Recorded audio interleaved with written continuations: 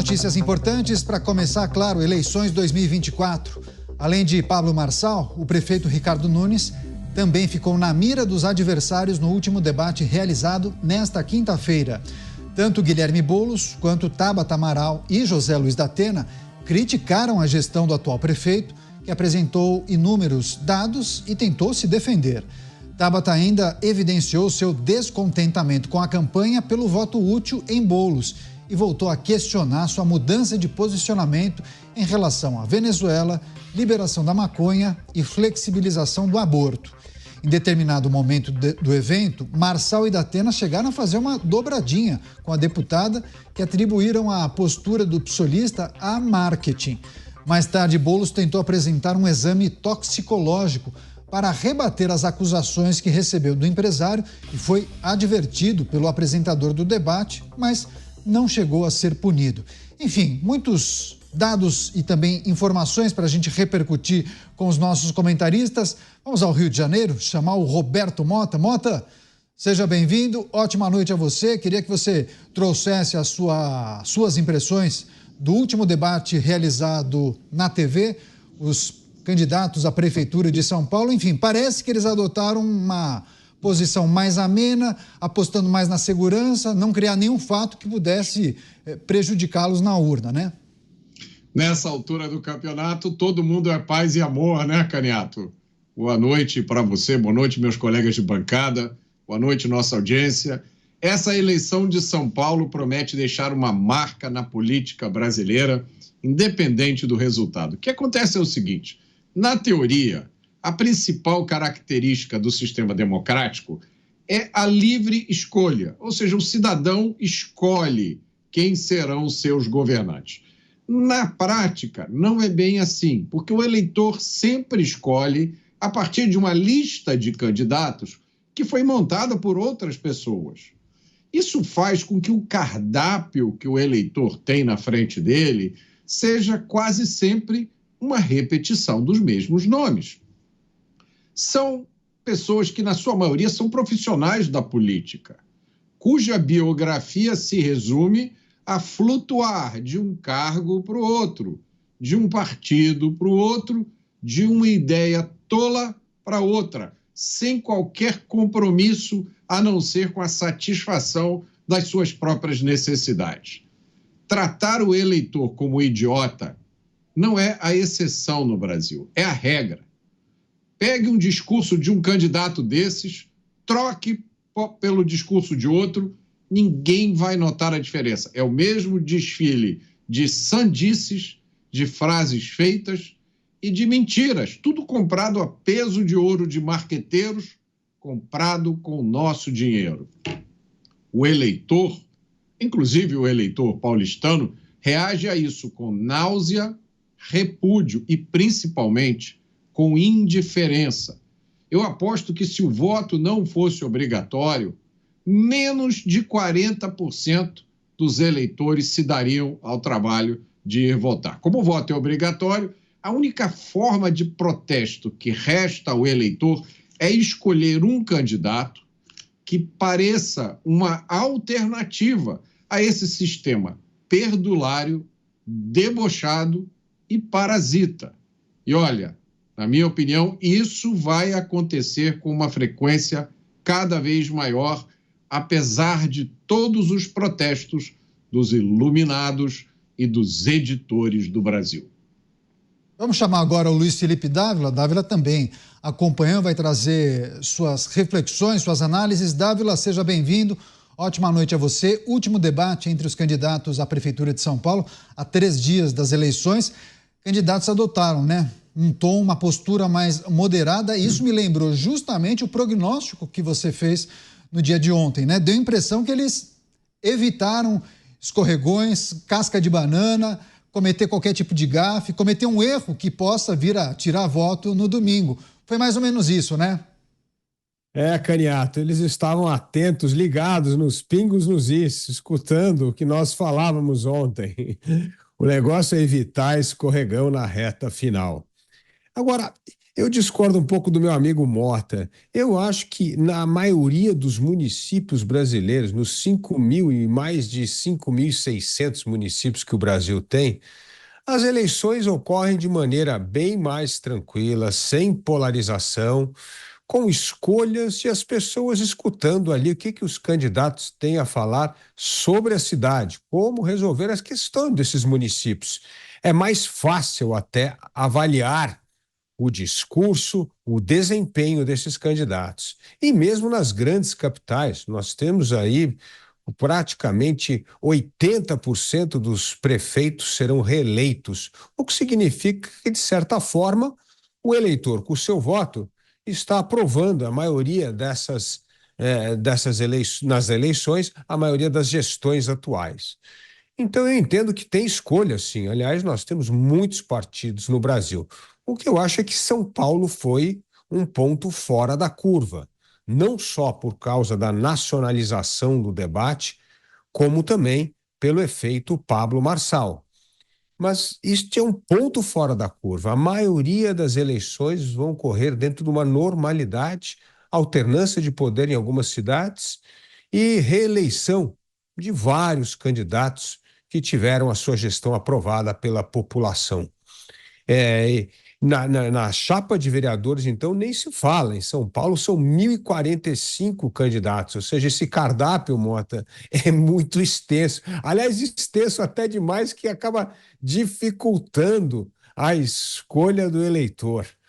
Então, eu entendo que esta eleição é, sim, uma eleição que quem vai se surpreender é a esquerda. A esquerda deve ser a grande derrotada nesta eleição, com a cessão dos partidos de direita, os candidatos de centro-direita, ou seja, uma guinada forte da direita que vai continuar ganhando cada vez mais relevância política, porque as eleições municipais servem como uma plataforma importante para as eleições de 2026.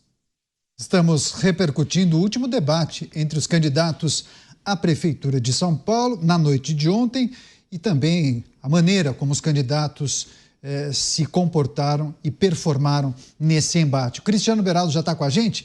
Beraldo, seja bem-vindo, ótima noite a você. Queria pedir sua avaliação para esse último debate realizado na TV. Os candidatos à Prefeitura de São Paulo, os mais bem colocados, os 5 mais bem colocados. Regras mais rígidas, né? Um tom mais ameno. Muitos disseram, foi um debate morno.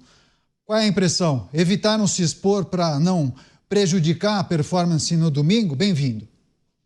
Teve até pedido de desculpa, né, Canhoto? Boa noite a você, ao Mota, ao Davi, a nossa audiência que nos prestigia diariamente aqui nos Pingos nos Is. Interessante como eles fizeram esse último debate, todos os candidatos, com olho na pesquisa. E a pesquisa indica um crescimento de Pablo Marçal. Então, Pablo Marçal se viu no momento em garantir os votos necessários para ir ao segundo turno. E, com isso, ele pediu desculpas se em algum momento ele se expressou de uma forma indevida, aquelas pessoas que se sentiram ofendidas pelas palavras dele e tal. Então, tentando, de forma pragmática, apelar a um público, ao universo de pessoas que pode sair para votar, não por convicção a ele, mas eventualmente porque acham que ele tem uma condição melhor de ganhar. Ele vem vendendo essa ideia de que vai ganhar no primeiro turno e tal, então as pessoas, eventualmente, ele está buscando esse apoio dos eleitores pouco motivados, digamos assim, para ir votar nele. E o Ricardo Nunes foi o grande alvo da noite, porque Ricardo Nunes, ele é quem consegue ganhar, segundo as pesquisas, consegue ganhar de Guilherme Boulos no segundo turno. As pesquisas não indicam uma vitória de Marçal no segundo turno sobre Guilherme Boulos. Tabata Amaral, vendo que o Ricardo Nunes, o atual prefeito, está numa situação difícil, vai apelando para um eleitorado que poderia ir com o Ricardo Nunes em razão da sua condição de ir para o segundo turno com o Guilherme Boulos, mas que pode ficar desanimado quando vê números aí que indicam que talvez o Ricardo Nunes não vá. E o Datena, enfim, ali sem uma possibilidade de construir um resultado muito diferente do que as pesquisas já vão mostrando, e acho que até por isso se sentiu mais à vontade, teve manifestações mais incisivas, mostrou mais personalidade, na minha opinião, do que nos demais debates, talvez já sem esse peso de fazer alguma coisa melhor do que as pesquisas estão indicando. Então foi interessante acompanhar, realmente bastante mais morno do que a gente imaginou que poderia acontecer. Pois é, muitos sinais emitidos pelos candidatos, né? Alguns mais seguros, outros mais inseguros nas respostas. Tinha um que adotou uma postura de franco atirador, outro um pouco mais desanimado, enfim, a leitura também corporal que a gente precisa fazer da performance dos candidatos. Antes de chamar o próximo destaque, que tem a ver com o debate, eu só vou passar a palavra para o Mota. Mota, o Dávila fez um comentário em cima da sua reflexão. Passa a palavra só para você complementar, se quiser, por favor. Há várias questões envolvidas aqui e eu e o Dávila realmente temos uma pequena diferença de visão, né? Primeiro, eu estava falando da eleição de São Paulo, mas o que eu disse, na minha opinião, se aplica a todos os municípios. No mundo que eu observo, na realidade onde eu ando, a regra absoluta entre as pessoas é a escolha por eliminação. Eu não conheço quase ninguém que esteja entusiasmadíssimo com o seu candidato. Essa é a exceção. A regra é, caramba, os mesmos nomes de sempre, né? Lá vamos nós. Então, vamos ver aqui na lista quem é o menos pior. Os candidatos a prefeito são aqueles que os partidos escolheram. Não existe no Brasil a possibilidade de candidatura independente. Isso não existe. Então, se eu, um grupo de amigos, né, um bairro, resolver lançar alguém como candidato a prefeito, vai ficar na vontade, porque tem que ser batizado pelo partido. O fato de muitos prefeitos serem reeleitos, na minha opinião, significa apenas que os eleitores acharam que essa é a alternativa menos pior. Como eu te falei, eu não conheço, no meu círculo de relacionamentos, que, sem modéstia nenhuma, é bastante vasto, eu não vejo nessa eleição nenhum eleitor que esteja absolutamente entusiasmado com a possibilidade do voto aí em alguém. Agora, quanto à eleição para vereador, realmente, aí sim, há candidatos demais, é o contrário, né? Numa é um cardápiozinho fechado, é que nem naqueles eventos que você vai e já está escolhido, né? Entrada, o prato principal, o estrogonofe, você odeia o estrogonofe, é o que tem, meu filho, é cardápio fechado. E para a sobremesa é goiabada cascão com queijo de Minas e lambos-beiços. Agora, para vereador é o contrário, né? Para vereador é como quando você entra naqueles restaurantes Aquilo, que tem churrasco, sushi, comida baiana, salada, e aí as pessoas fazem aquele prato que nada combina com nada, a única certeza é que alguma coisa vai fazer mal e vai engordar. Aí a solução é simples, é o sistema distrital, que deveria ter sido adotado no Brasil há muito tempo. Mas, quanto a essa questão da eleição de São Paulo, eu acredito realmente, Dávila, que ali, além de se tratar de um fenômeno de comunicação nas redes sociais, eu enxergo um recado claro do eleitor. Eu não aguento mais olhar essa lista de candidatos que parece escolinha do professor Raimundo, né? Cada um ali tem um personagem. Tem o que é mais engraçado, tem o que é mais agressivo, tem a mocinha que parece que saiu de um colégio de freiras, né? É o mesmo, em qualquer eleição, parece, sabe, duas coisas que são quase sempre... As pessoas vão me matar agora. É desfile de escola de samba e corrida de Fórmula 1. Se você passa uma de 3 anos atrás, corre o risco de você pensar que é atual.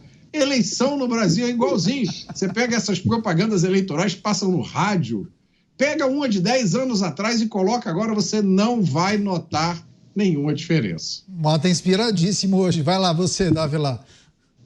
Bota, a campanha era bem melhor antigamente. Acho que caiu a qualidade das pesquisas. Não, mas o fato é que eleição, mesmo nos Estados Unidos ou em qualquer outro lugar, é duas opções. Ou você está contente com o candidato que está governando a cidade, ou você quer mudança. É mudança ou continuidade. Então, entre mudança e continuidade, pode ter um leque maior ou menor.